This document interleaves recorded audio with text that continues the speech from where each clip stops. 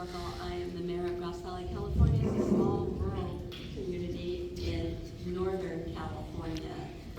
We are subject to wildfires, unfortunately, and our city has been very, very lucky this year.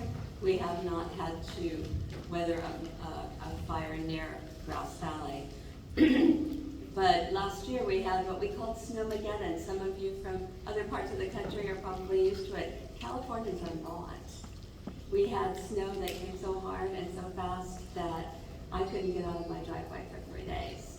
So it was all of a sudden we have to think on our feet, what do we do in a situation like that? City plows won't plow the streets. So we contracted our local contractors, and they had to use big, front loaders, that's what they are, to move the snow. So it's one of those things that when you're in city government, especially in leadership, you have to sometimes just kind of think on your feet. Good morning, everyone. I'm Mayor Friday Ellis from the great state of Louisiana.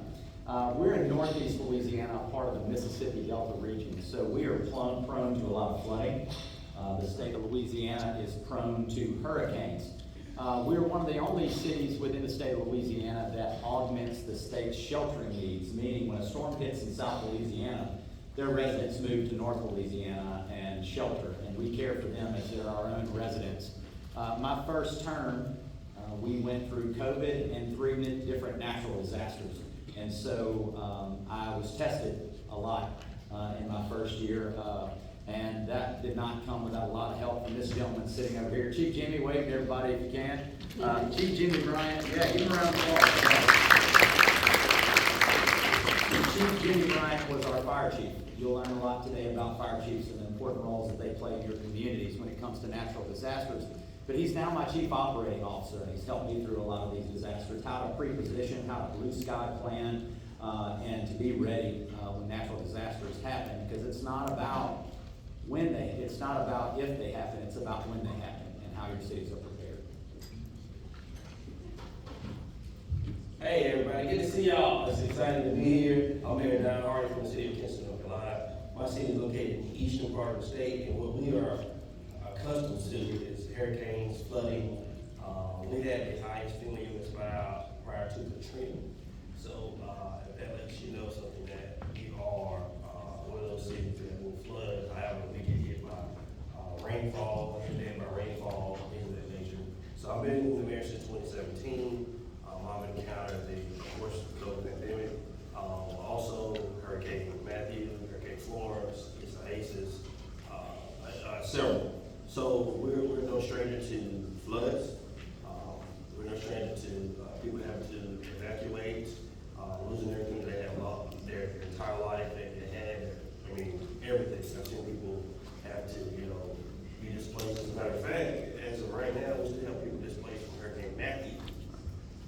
And this is 2024. We're talking about 2016, 2017, up to this point, which is devastating. And this is why we're here on this mountain today to talk about disasters and how to respond and what is needed initially during a flood or fire or however kind of traffic that may take place in your city or town.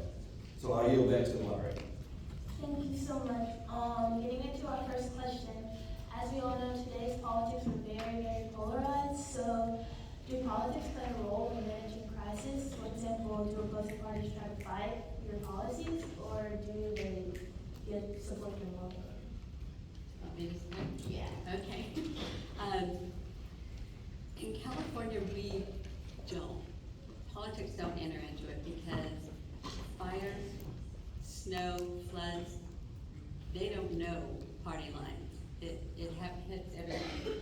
So that is one of the times I think and I believe it's happening in most of the states as well, that's when politics gets set aside and you all work together for the common good, which is amazing, because I know when I was talking about this Snowmageddon, we had, I called my congressman, he came up, looked at everything, and he got us some help really quickly. So you have to have those relationships established ahead of time. And there's just so many examples. We had a PSPS, and everyone's familiar with PSPS. If there's these horrible things that they decide to turn your power off for however long they decide to turn your power off.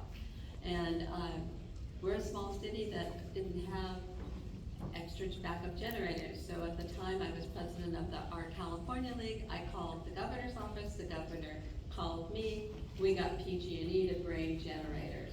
So it's, again, it wasn't about politics, it wasn't about I voted for you, I didn't vote for you.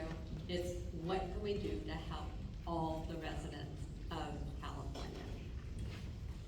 I'll build on top of that. It's a shame that it does take a natural disaster that we all come together for a common purpose. We turn our common pain into our common purpose by helping our citizens work with one another. When I first got into office, we were just recovering from a tornado. I was on top of roofs with a chainsaw. It was interesting to watch, just hoping that I could stay on that roof, delivering hot meals, doing those things. And you do pause and go, why does it take a natural disaster for us to come together?